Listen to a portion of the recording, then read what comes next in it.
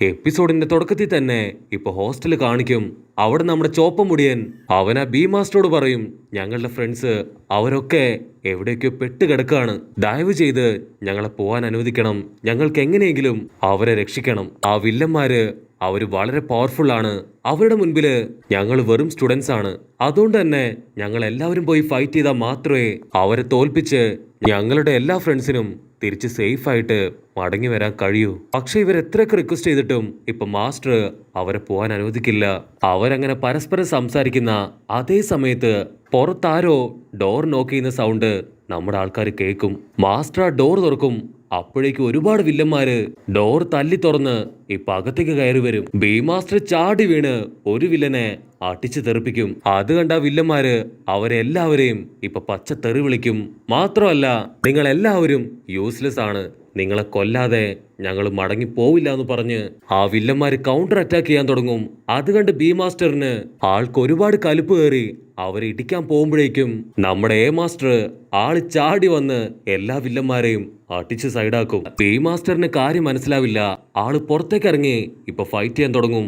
ഉടനെ നമ്മുടെ master B മാസ്റ്ററെ തടഞ്ഞു വെച്ച് അവരുടെ പ്ലാൻ അത് മുഴുവനായിട്ടും മാസ്റ്ററിന് പറഞ്ഞു കൊടുക്കും. മാസ്റ്റേഴ്സിന് രണ്ടുപേരെയും അവിടെ നിന്ന് മാറ്റി ബാക്കിയുള്ള സ്റ്റുഡൻസിനെ അവരെ ഒറ്റയ്ക്കൊറ്റയ്ക്ക് പിരിച്ച് തല്ലിക്കൊല്ലാനാണ് അവരുടെ പ്ലാൻ. ഉടനെ രണ്ട് മാസ്റ്റേഴ്സും സ്റ്റുഡൻസിനെ അവിടെ ഒരുമിച്ച് നിർത്തി പുറത്തേക്ക് ഓടും. കട്ട് ചെയ്ത നമ്മുടെ ആൾക്കാര് ചപ്പർത്തലേനെയും കാക്കത്തലേനെയും രക്ഷിക്കാൻ ആ വില്ലന്മാരുടെ ഇടയിലേക്ക് തന്നെ ഇപ്പൊ വന്ന് വീഴും. പിന്നീട് രണ്ട് ടീമും അങ്ങോട്ടും ഇങ്ങോട്ടും പൊരിഞ്ഞാട്ടി.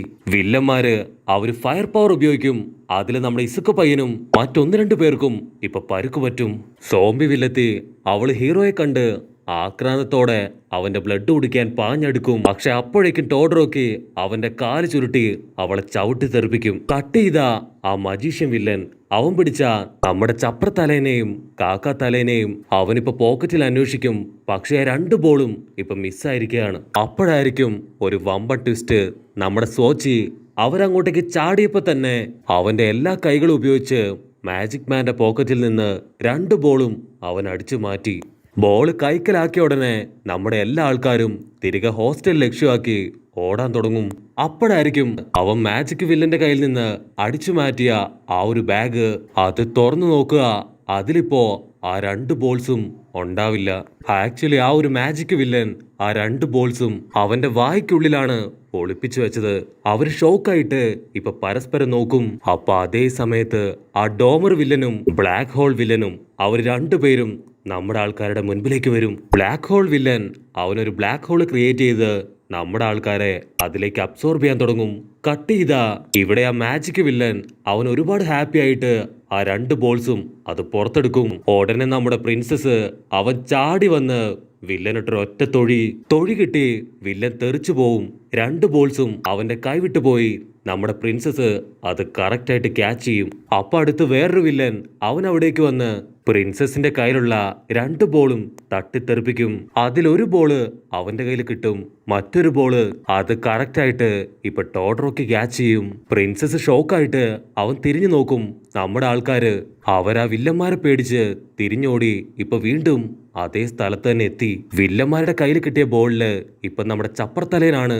ഉടനെ ബ്ലാക്ക് ഹോൾ വില്ലൻ ആ ഒരു ബോൾ മേടിച്ച് അവന്റെ ബ്ലാക്ക് ഹോളിലിട്ട് അതിനെ ടെലിപ്പോർട്ട് ചെയ്യും. അത് കണ്ട് ഹീറോ നോ എന്ന് പറഞ്ഞ് അലറിക്കാറും. അവിടുന്ന് അങ്ങനെ കട്ട് ചെയ്ത് അല്പസമയം കഴിയുമ്പോ നമ്മുടെ എല്ലാ ആൾക്കാരും തിരികെ ഹോസ്റ്റലിലെത്തും. വില്ലന്മാരുമായിട്ടുള്ള ഫൈറ്റില് നമ്മുടെ ആൾക്കാർക്ക് ഒരുപാട് പേർക്ക് നല്ല പരുക്ക് പറ്റിയിട്ടുണ്ട്. അപ്പൊ അവിടേക്ക് പോലീസ്, ആംബുലൻസ് എന്നിങ്ങനെ എല്ലാവരും വരും. പരുക്ക് പറ്റി ഓരോരുത്തരായിട്ട് അവര് ഹോസ്പിറ്റലിലേക്ക് കൊണ്ടുപോകും. മാത്രമല്ല, ആ വില്ലന്മാരെ കണ്ടുപിടിക്കാൻ അവരിപ്പോ ഇൻവെസ്റ്റിഗേഷൻ സ്റ്റാർട്ട് ചെയ്യും. ഭാഗ്യത്തിന് ഈ ഒരു ഫൈറ്റില് ആർക്കും ജീവൻ നഷ്ടമായില്ല. 13 പേര് ഹോസ്റ്റലിൽ തന്നെ ആയിരുന്നതുകൊണ്ട് അവര് സേഫാണ്. പക്ഷെ ചപ്രത്തലേൻ അവൻ കറക്റ്റായിട്ട് വില്ലന്മാരുടെ കയ്യിൽ പെട്ടുപോയി. മറ്റൊരു ഭാഗത്ത് നമ്മുടെ ഇസുക്ക് പയ്യൻ അവന്റെ രണ്ട് കൈയും തകർന്ന് അവന്റെ ഇപ്പോഴത്തെ സിറ്റുവേഷൻ അത് കുറച്ച് സീരിയസ് ആണ്. അങ്ങനെ വലിയൊരു ദുരന്തത്തില് ഇപ്പൊ ട്രെയിനിങ് കംപ്ലീറ്റ് ആയി തിരികെ US സ്കൂൾ കാണിക്കും. അവിടേക്ക് വീണ്ടും ഇപ്പൊ ഒരുപാട് റിപ്പോർട്ടേഴ്സ് അവര് കടന്നു വരും. റിപ്പോർട്ടേഴ്സ് എല്ലാവരും ഇപ്പൊ ഗേറ്റിന് മുൻപിൽ തടിച്ചുകൂടി ഒരുപാട് ഉച്ചത്തില് US സ്കൂളിന്റെ അതോറിറ്റിക്ക് എതിരായും ടീച്ചേഴ്സിനെതിരായിട്ടൊക്കെ ഇപ്പൊ സംസാരിക്കാൻ ആരംഭിക്കും. അവിടുന്ന് അങ്ങനെ കട്ട് ചെയ്ത് ഇപ്പൊ ഓഫീസ് റൂം കാണിക്കും. ടീച്ചേഴ്സ് എല്ലാവരും ഇത്രയും ഇത്രയും നാളും ഇനിയും ഇതുപോലൊരു വിപത്ത് വരാൻ പാടില്ല എന്ന് കരുതിയാണ് ഒരുപാട് മീറ്റിംഗ്സ് ഒക്കെ കൂടി സെക്യൂരിറ്റി ഫെസിലിറ്റി അത് എൻഹാൻസ് ചെയ്ത് കുട്ടികളെ ഇത്രയും പ്രൊട്ടക്ട് ചെയ്തത്. ലാസ്റ്റ് മിനിറ്റ് വീണ്ടും ട്രെയിനിങ് സ്ഥലം പോലും മാറ്റി അവർക്ക് ട്രെയിനിങ് കൊടുത്തിട്ടും വില്ലന്മാരാ സ്ഥലം അത് കറക്റ്റായി മനസ്സിലാക്കി. ചിരിക്കുട്ടനാണെങ്കിൽ ഇപ്പൊ ഒരുപാട് വിഷമാവും.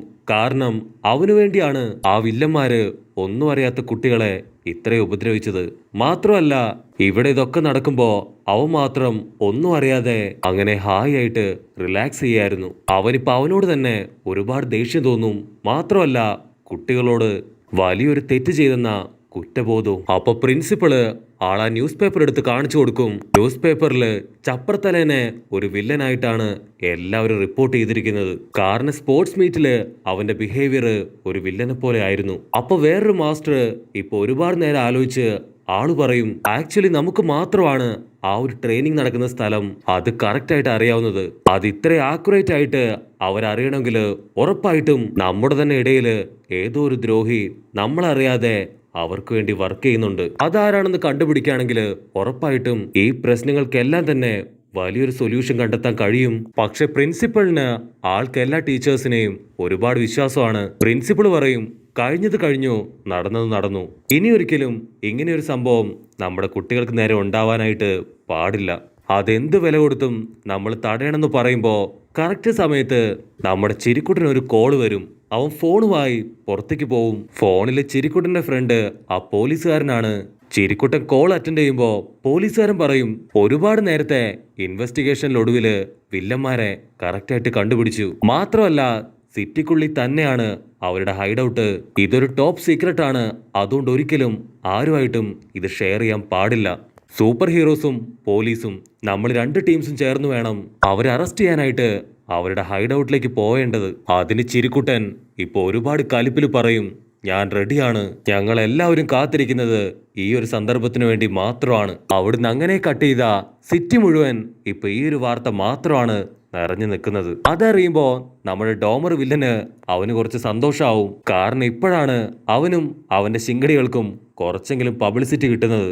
കട്ട് ചെയ്ത വില്ലന്മാരുടെ ഹൈഡ് ഔട്ടില് ഒരു പ്രത്യേക റൂമില് ചപ്രത്തലേനെ മുഴുവനായിട്ട് ലോക്ക് ചെയ്ത് ഒരു റൂമില് അടച്ചിട്ടിരിക്കുകയാണ്. ഇവിടെ സീൻ ബ്ലാക്ക് ഔട്ട് ചെയ്ത ഹോസ്പിറ്റലില് നമ്മുടെ ഹീറോ കണ്ണു തുറക്കും. അവന്റെ രണ്ട് കൈ ഒടിഞ്ഞ് ബോഡിയിൽ ഒരുപാട് പരുക്ക് പറ്റി ഒന്ന് അനങ്ങാൻ പോലും കഴിയാതെ ഒരുപാട് വേദനയില് അങ്ങനെ കിടക്കും.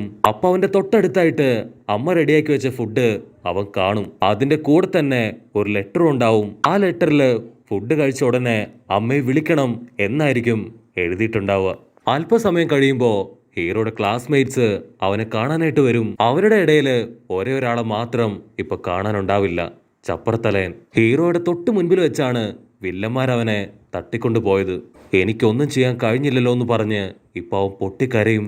അല്പസമയം കഴിഞ്ഞ് സ്റ്റുഡൻസ് എല്ലാവരും പുറത്തേക്ക് പോവും. അപ്പൊ ടോഡ് റോക്കിയും ചോപ്പൻ തലേനും അവർ രണ്ടുപേരും ഇപ്പൊ ഹീറോയുടെ അടുത്തേക്ക് വരും. അവര് പറയും, നീ വിഷമിക്കേണ്ട ആവശ്യമില്ല, ചപ്രത്തലേനെ രക്ഷിക്കാൻ നമ്മളെ കൊണ്ടാവും. അവനിപ്പോ എവിടെയുണ്ടെന്ന് ചിരിക്കുട്ട മാസ്റ്ററും പോലീസും അവര് പരസ്പരം പറയുന്നത് ഞങ്ങൾ ക്ലിയർ ആയിട്ട് കേട്ടു. ഫൈറ്റിന്റെ ഇടയില് നമ്മുടെ മോമോ പെണ്ണ് മറ്റൊരുത്തന്റെ ഹെൽപ്പില് ഒരു ട്രാക്കിംഗ് ഡിവൈസ് വില്ലന്മാരിൽ ഒരുത്തന്റെ ബോഡിയില് സീൽ ചെയ്ത് വെച്ചിട്ടുണ്ട്. അതിന്റെ ട്രാക്കിംഗ് ഡിവൈസ് മോമോ പെണ്ണ് ഇപ്പൊ ചിരിക്കുട്ടിന് കൊടുത്തു. അവളുടെ കയ്യില് മറ്റൊരു ഡിവൈസ് കൂടെ ഉണ്ട്. അതുപയോഗിച്ച് നമുക്ക് നമ്മുടേതായ വഴിയില് അവനെ രക്ഷപ്പെടുത്താം. അപ്പൊ കറക്റ്റ് സമയത്ത് കണ്ണാടി പയ്യൻ അവര് പറയുന്നത് മുഴുവൻ കേട്ട് ഇപ്പൊ റൂമിലേക്ക് വരും. അവൻ ദേഷ്യപ്പെട്ട് പറയും, നിങ്ങൾക്ക് എത്ര ധൈര്യം ഉണ്ടെങ്കില് സ്വന്തം മാസ്റ്ററിനെ തന്നെ ഇപ്പൊ പറ്റിക്കാൻ ശ്രമിക്കും. ഓൾറെഡി നമ്മളോട് ഫൈറ്റ് ചെയ്യാൻ പാടില്ല എന്ന് എല്ലാവരും പറഞ്ഞതാണ്. അതുകൊണ്ട് ഒരിക്കലും ഞാനിതിന് സമ്മതിക്കില്ല എന്ന് കണ്ണാടി പയ്യൻ ദേഷ്യപ്പെട്ട് പറയും. അത് കേട്ട് ചോപ്പൻ അവനിപ്പോ കണ്ണാടി പയ്യനോട് ചൂടാവും. അങ്ങനെ 1-ന് 50 പറഞ്ഞ് 100 പറഞ്ഞ് അവര് തമ്മില് ഇപ്പൊ പൊരിഞ്ഞ വഴക്കിന്റെ അവസാനം ഇപ്പൊ ചോപ്പൻ തലയൻ അവൻ ഇസുക്ക് പയ്യനോട് ചോദിക്കും, ഈ ഒരു മിഷന് അതിന് നീ എന്നോടൊപ്പം ഉണ്ടാവില്ലെന്ന് ചോദിച്ച് അവന്റെ നേർക്ക് കൈനീട്ടി അങ്ങനെ നിൽക്കും. ഹീറോയ്ക്കാണെങ്കിൽ എന്താണ് മറുപടി കൊടുക്കേണ്ടത് എന്നറിയാതെ വണ്ടറടിച്ച് നിൽക്കുന്നതോട് കൂടെ ഈ ഒരു എപ്പിസോഡും അവസാനിക്കുന്നു.